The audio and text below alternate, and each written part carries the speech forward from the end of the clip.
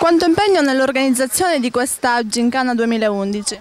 Solitamente occorre programmare qualche mese prima per fare questo tipo di gincane automobilistiche, però con l'impegno e l'esperienza di noi tre, i tre Salvatore Scichilone, Salvatore Saldè, Salvatore Graceffa, l'abbiamo pensato, l'abbiamo organizzato in 3 settimane con tanto sacrificio, ma ora con ottimi risultati fortunatamente per noi. Quindi questa Gincana ha riscosso molto entusiasmo da parte dei partecipanti? Assolutamente, perché era molto sentita e la partecipazione è al di fuori dell'Interland agrigentino, quindi del palermitano e anche di altre province. Come avete articolato il percorso quest'anno? Il percorso l'abbiamo articolato in maniera tale che si parte con delle macchine da gara.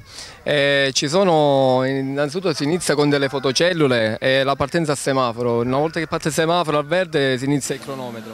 Poi lungo il percorso ci sono delle chicane fatte con dei birilli e sono 8 postazioni per le macchine rallentarle un po' e non dare tanta velocità per una certa sicurezza sia per i piloti che per il pubblico attorno al circuito. E poi si arriva all'arrivo e dopodiché viene fatto in 3 manci, ci sarà un raggruppo di macchine, si fanno scendere e poi così si riparte di nuovo dalla partenza. L'affluenza dei partecipanti come le è sembrata rispetto agli altri anni? L'affluenza è abbastanza ottima perché tra l'altro non ci aspettavamo tutti questi concorrenti così tanti, perché la nostra previsione erano intorno ai 25 macchine, però siccome la voce si è sparsa in breve tempo, solo in 3 settimane abbiamo organizzato tutta questa manifestazione. E devo dire che è andata molto molto bene perché vengono dei partecipanti da Palermo, da Messina, Trapani, qui nell'Agrigentino.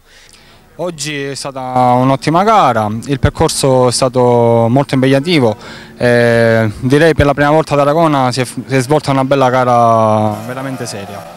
Cosa ti spinge a partecipare ogni anno? È la passione che uno si porta dentro da ragazzino, che dire, è come, tra virgolette, una droga.